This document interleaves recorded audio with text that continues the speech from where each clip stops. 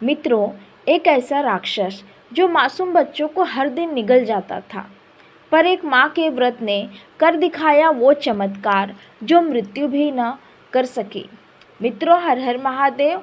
आज मैं आपको ऐसी अद्भुत, अलौकिक और हृदय स्पर्शी कथा सुनाने जा रही हूँ जिसे सुनकर आपके मन में भक्ति का सागर उमड़ पड़ेगा और आप जीवन की गहराइयों को समझ पाएंगे।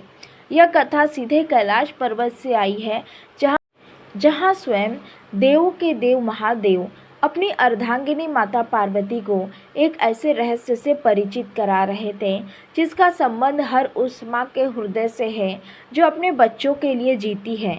एक दिन माता पार्वती महादेव के पास बैठी थी। उनका चेहरा सौम्यता और जिज्ञासा से दमक रहा था। उन्होंने बड़ी विनम्रता से महादेव से पूछा, हे प्रभु, हे नीलकंठ, आप तो त्रिकालदर्शी हैं। आप इस सृष्टि के कण कण को जानते हैं। मेरे मन में एक प्रश्न है जो मुझे बहुत समय से व्याकुल कर रहा है। मैंने पृथ्वी लोक पर देखा है कि माएँ एक विशेष व्रत रखती है जिसे जीवतिया या जीवतिया कहते हैं। यह व्रत बहुत कठिन होता है जिसमें वे बिना जल और अन्न के रहती हैं। क्या आप मुझे इस व्रत का रहस्य, इसका महत्व और इसके पीछे की कथा बताएंगे? माताओं को इतनी कठोर तपस्या की क्या आवश्यकता है?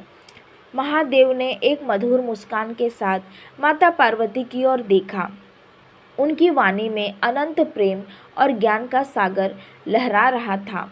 उन्होंने कहा, देवी, तुम्हारा यह प्रश्न बहुत ही महत्वपूर्ण है।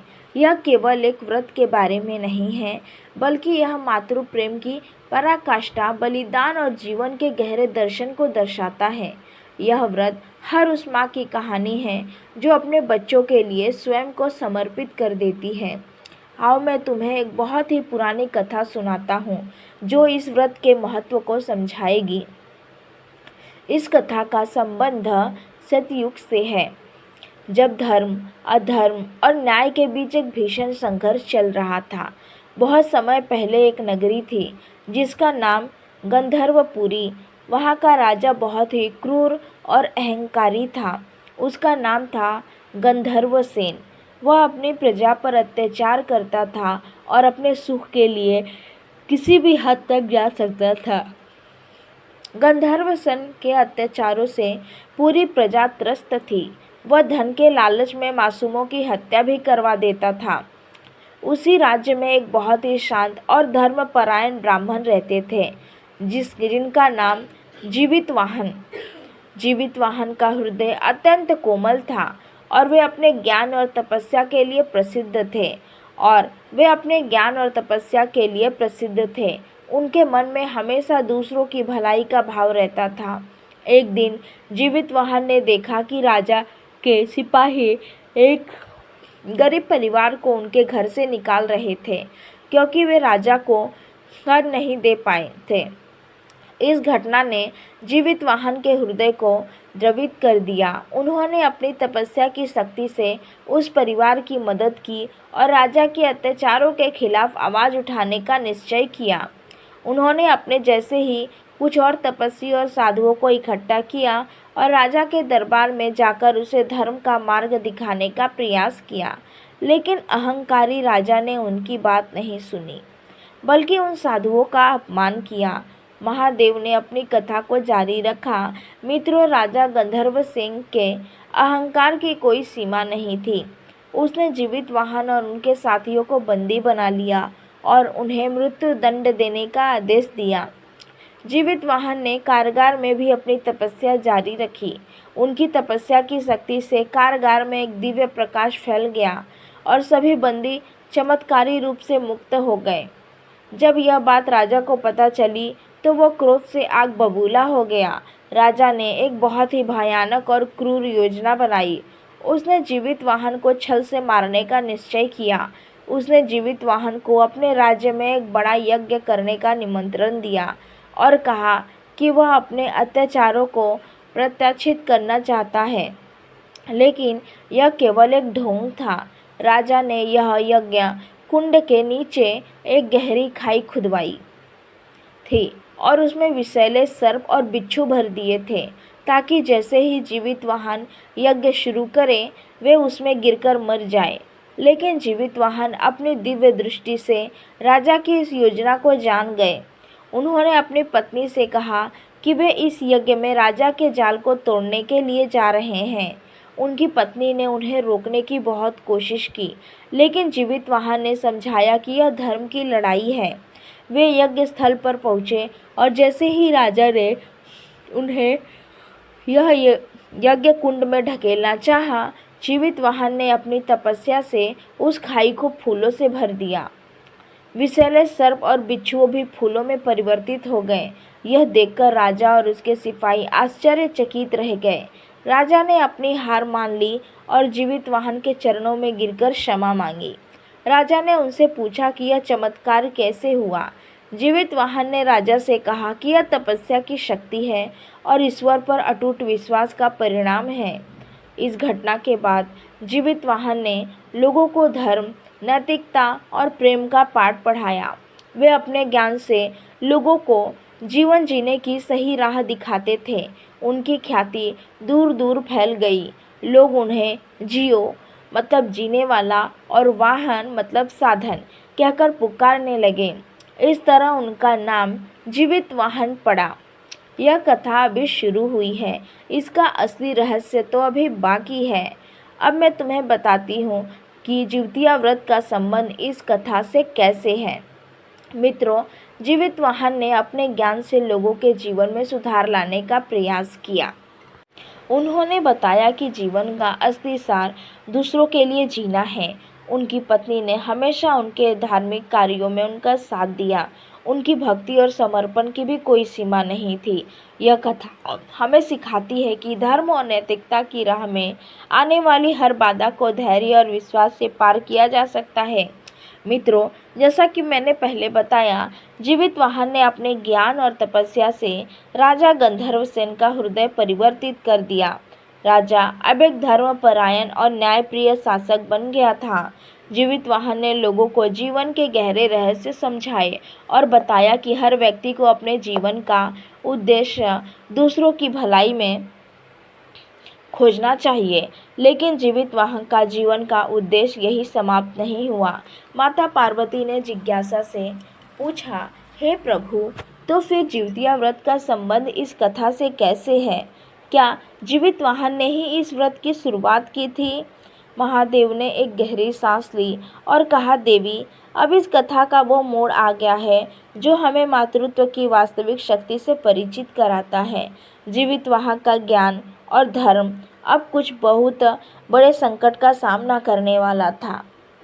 जिस समय की बात कर रहा हूँ, उस समय एक बहुत ही क्रूर और विशालकाय राक्षस था, जिसका नाम अहंकारी था। अहंकारी ने अपनी तपस्या से ब्रह्मा जी से वरदान प्राप्त किया था कि वह अजय हो जाएगा और उसे कोई भी नहीं मार पाएगा, सिवाय एक ऐसे व्यक्ति के जो अपने जीवन को त्याग कर दे। अहंकारी ने इस वरदान का दुरुपयोग करना शुरू कर दिया और वह लोगों को मारकर उसके मांस को खाता था। अहंकारी ने के आतंक से पूरी सृष्टि त्राही त्राही कर उठी। वह प्रतिदिन एक मासूम बच्चे का वध करता था। उसकी क्रूरता से सभी देव और मनुष्य भयभीत थे। जीवित वाहन ने जब इस बारे में सुना तो उनका हृदय द्रवित हो गया। वे जानते थे कि इस राक्षस को केवल वही व्यक्ति हरा सकता है जो अपनी आत्मा और शरीर को त्याग कर दे। जीवित वाहन ने इस महासंकट से मुक्ति दिलाने का निर्णय लिया। जीवित वाहन ने अपने आश्रम में एक सभा बुलाई और सभी को बताया कि वे अहंकारी राक्षस का वध करने जा रहे हैं। सभी लोग डर गए और उनसे ऐसा न करने की विनती करने लगे। जीवित वाहन की पत्नी ने भी उन्हें रोकने की बहुत कोशिश की, लेकिन जीवित वाहन ने कहा, यह मेरा कर्तव्य है। जब तक मैं इस क्रूर राक्षस को नहीं मारूंगा, तब तक निर्दोष बच्चों का वध होता रहेगा। मेरे एक जीवन के त्याग से हजारों जीवन बच जाएंगे। यही जीवन का सबसे बड़ा धर्म है। महादेव ने अपनी कथा को आगे बढ़ाया। मित्रों, जीवित वाहन ने एक ऐसी योजना बनाई।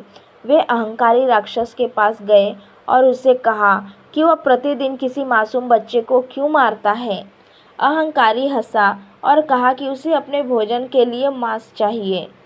जीवितवाहन ने उससे कहा कि वह प्रतिदिन एक बच्चे के बदले अपना मांस उसे खाने को दे देंगे। अहंकारी यह सुनकर बहुत खुश हुआ और उसने जीवितवाहन की बात मान ली। इस तरह जीवितवाहन प्रतिदिन अपने शरीर का एक हिस्सा काटकर अहंकारी को देते थे। जीवितवाहन के शरीर के मांस का टुकड़ा कटने के बाद भी वे जीवित रहते थे, क्योंकि उनकी तपस्या की शक्ति से उनके घाव तुरंत भर जाते थे। लेकिन अहंकारी के मन में एक कुटिल विचार आया। उसने सोचा कि ये तो कोई साधारण मनुष्य नहीं है, इसका वध करने के लिए मुझे कोई और योजना बनानी होगी। एक दिन अहंकारी ने जीवितवाहन को एक गहरी खाई में ढकेल दिया, लेकिन जीवितवाहन ने अपनी यौगिक शक्तियों से उस खाई को पार कर लिया। अहंकारी यह देखकर क्रोधित हो गया। उसने अब जीवितवाहन को सीधे चुनौती दी। अहंकारी ने कहा, है जीवितवाहन, तुम मुझे हरा नहीं सकते। मेरा वरदान ही मेरी शक्ति है। केवल वही व्यक्ति मुझे मार सकता है जो अपनी शक्ति और आत्मा का पूर्ण त्याग कर दे। जीवितवाहन ने अहंकार की चुनौती स्वीकार की। उन्होंने कहा, मैं तुम्हारे साथ युद्ध करने के लिए तैयार हूँ। मेरे पास तुमसे लड़ने के लिए कोई हथियार नहीं है, लेकिन मेरे पास ज्ञान और धर्म की शक्ति है। महादेव ने कथा के इस भाग में एक महत्वपूर्ण मोड़ लिया। उन्होंने कहा, देवी, अब इस कथा में एक और महत्वपूर्ण पात्र की एंट्री होती है, जो इस व्रत की असली जनक है। जीवितवाहन की पत्नी ने अपने पति को बचाने के लिए एक बहुत ही कठोर व्रत रखने का निश्चय किया। उन्होंने सोचा कि मेरे पति अपने प्राणों का त्याग करने जा रहे हैं, लेकिन मैं उन्हें जीवित रखना चाहती हूँ। उन्होंने एक व्रत शुरू किया, जिसमें उन्होंने पूरे दिन और रात बिना अन्न और जल के रहना शुरू किया। उन्होंने भगवान शिव और माता पार्वती से अपने पति की रक्षा के लिए प्रार्थना की। उनकी तपस्या इतनी कठोर थी कि भगवान शिव अपने में स्वयं उनकी भक्ति से प्रसन्न हो गए। उनकी भक्ति में इतनी शक्ति थी कि वह जीवितवाहन अहंकारी से युद्ध कर रहे थे, तो उनकी पत्नी की तपस्या से जीवितवाहन के शरीर में एक दिव्य शक्ति का संचार हुआ। युद्ध के दौरान जीवितवाहन ने अपने प्राणों को त्याग करने का निश्चय किया। उन्होंने अपने योग बल से अपनी आत्मा को अपने शरीर से अलग कर दिया। जैसे ही उनकी आत्मा उनके शरीर से निकली, उनके शरीर में एक ऐसी शक्ति आ गई जो अहंकारी के वरदान को तोड़ सकती थी। जीवितवाहन ने अपनी आत्मा के त्याग से प्राप्त शक्ति से अहंकारी का वध कर दिया। जैसे ही अहंकारी का वध हुआ, जीवितवाहन की आत्मा पुनः उनके शरीर में प्रवेश कर गई, लेकिन उनकी पत्नी के व्रत के कारण उनके शरीर में कोई कमी नहीं आई। वह पूरे तरह से स्वस्थ और जीवित हो गए। जब जीवितवाहन अपनी पत्नी के पास वापस आए, तो उन्होंने अपनी पत्नी से पूछा कि यह चमत्कार कैसे हुआ। उनकी पत्नी ने बताया कि उन्होंने उनकी लंबी आयु और जीवन की रक्षा के लिए एक कठोर व्रत रखा था, जिससे उन्होंने अन्न और जल का त्याग किया था। उनके इस व्रत का फल ये था कि वे स्वयं जीवित हो गए। मित्रों, इस कथा में जीवितवाहन की पत्नी का यह व्रत जीवतिया व्रत के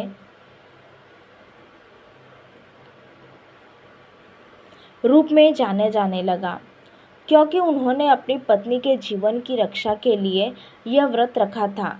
लेकिन बाद में इस व्रत का संबंध माताओं से जोड़ दिया गया, क्योंकि माताओं का हृदय ही ऐसा है जो अपने बच्चों के लिए स्वयं को समर्पित कर देती है। माता पार्वती ने महादेव से पूछा, हे प्रभु, यह कथा बहुत ही अद्भुत है।